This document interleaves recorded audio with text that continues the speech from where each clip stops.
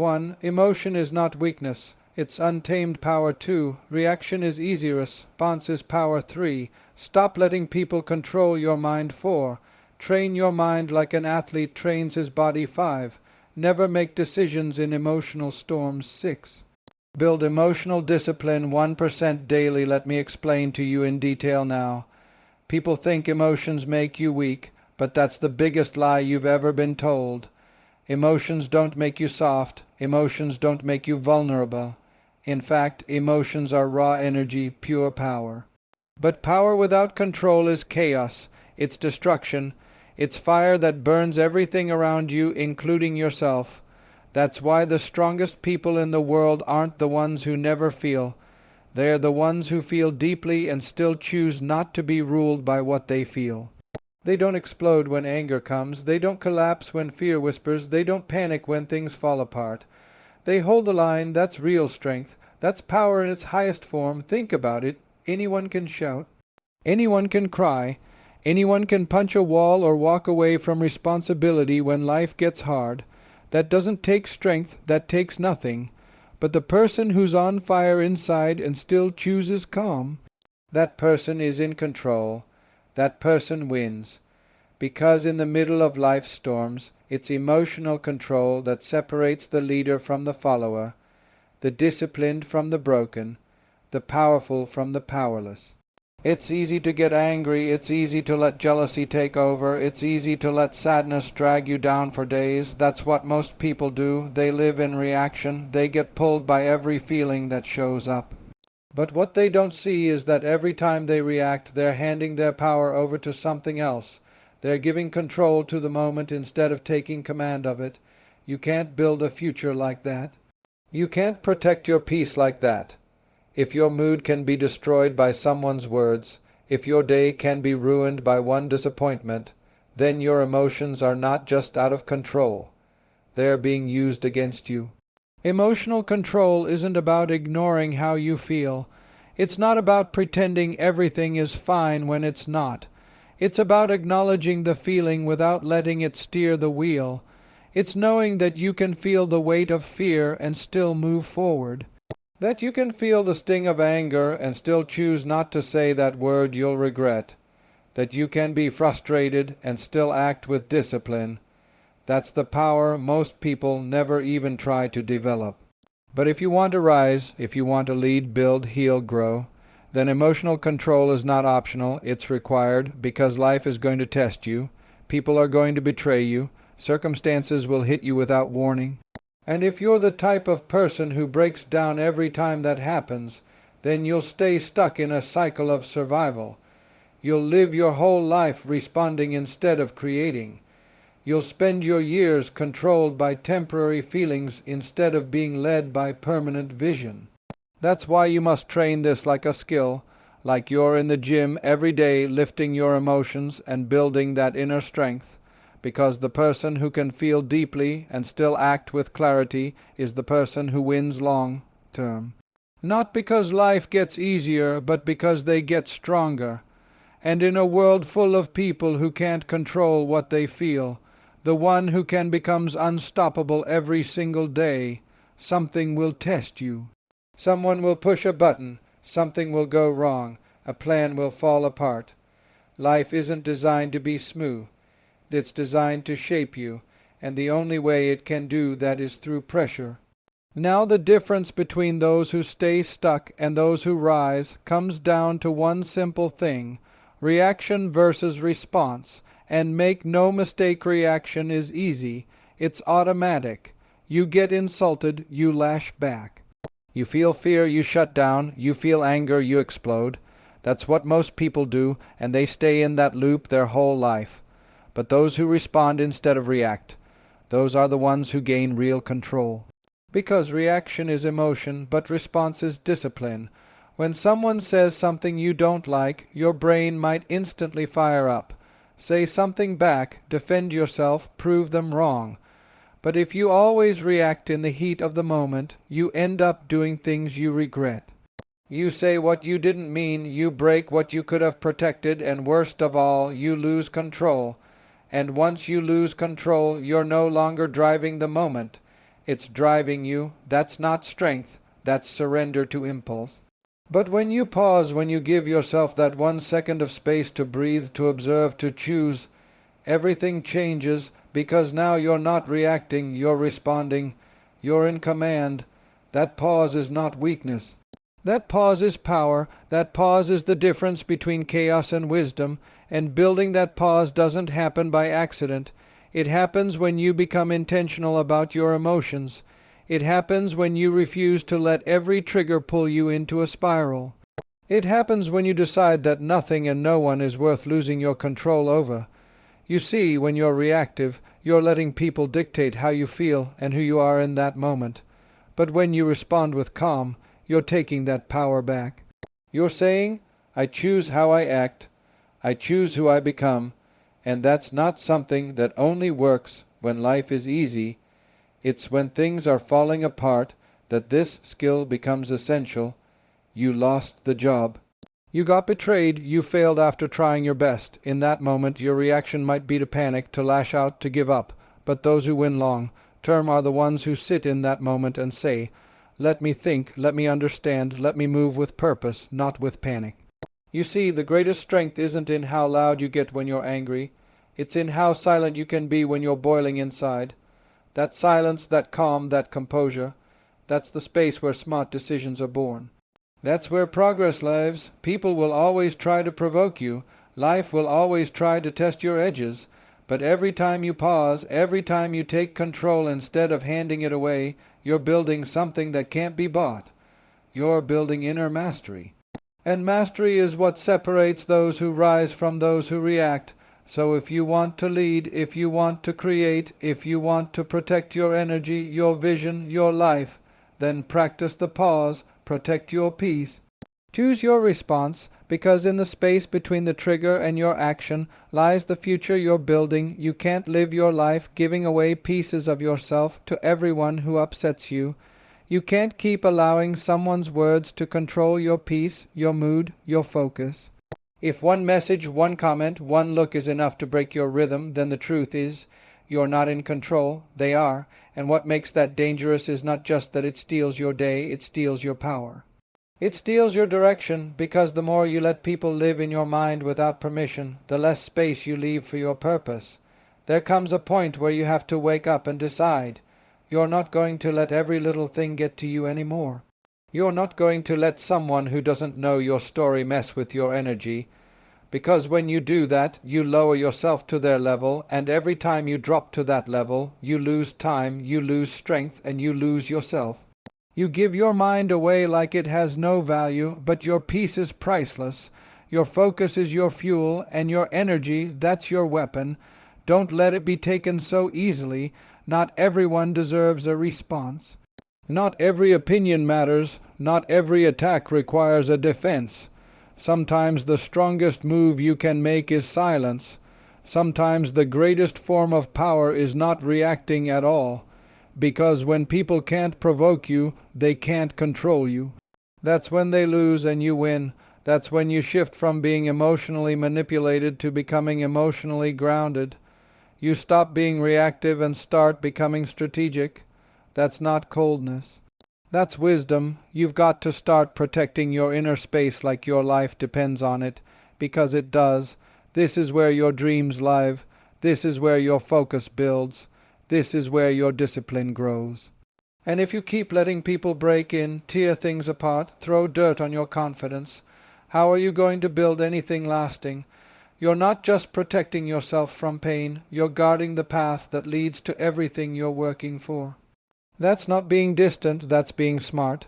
People are going to talk, they're going to judge, they're going to misunderstand you, let them. Their opinion is not your responsibility. Their noise is not your direction. And their approval is not your purpose. The moment you start living for peace over praise, you begin to build something real. The moment you start valuing your emotional stability more than your temporary pride, you become powerful. Because it's not about being above others, it's about being above the nonsense. This isn't about being perfect. You'll still feel the sting. You'll still want to clap back, to prove a point, to show your side. But that's the old you. The new you has discipline. The new you sees the game and refuses to play it. The new you knows that growth means outgrowing old patterns, even when those patterns feel justified. You're not here to be right every time. You're here to be free. And freedom starts when you stop letting people decide how you feel every time they show up. You take your power back the moment you stop giving it away to things and people who don't deserve it. No one wakes up emotionally strong. No one is born with perfect control over their feelings. It's not natural. It's trained. Just like you train a muscle, just like you build physical strength with repetition, emotional discipline is built the same way. You don't become mentally tough by accident. You become mentally tough by putting yourself in situations where you're forced to grow. You become emotionally unshakable by choosing growth over comfort, clarity over chaos, control over reaction, again and again until it becomes who you are. Look at anyone who has built something powerful, something lasting, something meaningful. They didn't get there by being emotionally fragile. They didn't lose themselves every time things got uncomfortable. They didn't shut down the moment life turned up the pressure. They trained. They woke up when they didn't feel like it. They pushed through when the weight felt too heavy. They stood up again when everything in them wanted to quit. And what they were building wasn't just success on the outside. It was strength on the inside, and that's what too many people forget. They want the results, but they don't want the discipline. They want the success, but they avoid the struggle. They want to be calm, composed, confident, but they don't put in the reps to earn it. You can't have control without putting yourself through the fire. You can't expect to hold your ground in chaos if you're always avoiding discomfort. Every time you choose the hard path, the early morning, the hard conversation, the silent patience, you're teaching your mind how to listen to you. You're training your emotions to follow, not lead. And the truth is, your emotions will scream louder than logic. Fear will tell you to run, anger will tell you to strike, jealousy will tell you to hate, laziness will tell you to rest when you haven't even earned it.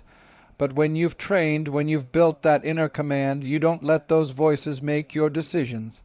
You hear them, but you don't obey them, because now you've learned the difference between how you feel and what you choose. That's the breakthrough. That's the shift. You've got to treat your emotional training like it's life or death, because it is. Not in the dramatic sense, but in the direction of your future. If you let every emotion decide your actions, you'll keep destroying what you're trying to build. You'll ruin relationships, miss opportunities, abandon your path. But if you build yourself to be steady when everything else is unstable, then you become the foundation that everything else stands on. That kind of control isn't given, it's earned. You don't have to be perfect, you just have to be consistent. You don't have to change everything overnight, you just have to keep showing up, do the hard things, stay disciplined when it's boring, stay focused when it's tempting to drift. Keep choosing control even when your emotions beg for chaos. 1% stronger every day, one moment of discipline at a time. That's how it's built. Because the person who trains their mind the way an athlete trains their body is the one who becomes unstoppable when life tries to break them. There are moments in life where emotions run high, when you're burning with anger, drowning in sadness, or spinning in fear. In those moments, the urge to act is strong. You want to send that message, make that call, walk away, quit, scream, fight, explode. But you have to understand something. Emotions in their peak are like storms. And you never ever make your biggest decisions in the middle of a storm. That's not strength, that's chaos disguised as action. That's impulse pretending to be clarity. And what seems like the right move in the heat of emotion usually turns out to be the biggest regret when your head clears. You've got to learn how to sit with the storm without letting it push you into a mistake. Because when you're emotional, your vision gets blurry. You don't see the full picture. You react to a moment, not a truth. You act on a feeling, not a fact, and that kind of reaction costs you. Sometimes it costs relationships, sometimes it costs opportunities, sometimes it costs years. All because you couldn't wait a few minutes, a few hours, a few days to let the storm pass. And here's the truth. There is always a storm, but it always passes. Anger fades, fear weakens, sadness lifts. But what you do in that storm can stay with you for a lifetime. One wrong sentence, one reckless move, one emotional decision can destroy what took years to build. And that's why discipline is everything. Emotional discipline doesn't mean you don't feel. It means you don't let the feeling decide your future. You don't trust your emotions to guide your actions when you know they're unstable. You have to become the kind of person who pauses, who doesn't rush into reaction, who steps back, breathes deep, observes the moment, and waits until the water settles. Because when the water clears, you see the truth. You see what matters and what doesn't. You see what's real and what's noise, that space, that silence, that time you take before making a decision. That's not weakness, that's wisdom, that's where strength lies. We live in a world that glorifies fast responses. Text back now, respond now, speak now, move now, but the wise don't rush. The wise don't respond to pressure. They respond to purpose. You've got to be bold enough to say, not now. Bold enough to choose patience when your feelings are screaming for reaction. Bold enough to protect your progress by not giving your power to a temporary emotion. Because life is full of emotional traps. People will test you, circumstances will press you, challenges will overwhelm you. But if you react without thinking, you'll find yourself fixing problems you created by your own lack of control. And when that becomes a habit, your life becomes a pattern of repair instead of a path of progress. You're always patching up, apologizing, regretting, retreating, when all it would have taken was one moment of silence, one decision to wait, to breathe, to think. So don't let the storm choose your direction. Don't hand the wheel to an emotion that won't even last the night. You owe yourself more than that. You owe your future better than that. Be still in the chaos. Be patient in the pressure. And when the emotion fades, act with power, not pain every day you wake up. Life gives you two options. Let emotions run the show or show up with control. It sounds simple, but that choice shapes everything. When you live led by emotion, you become a slave to the moment. Your focus disappears, your discipline crumbles, and your peace vanishes. But when you live with control, you stop reacting to life and start directing it. You stop being a passenger and start driving. That's when everything changes. Not because life suddenly gets easier, but because you get stronger. The world isn't going to adjust itself to make you calm. People aren't going to stop saying the wrong things.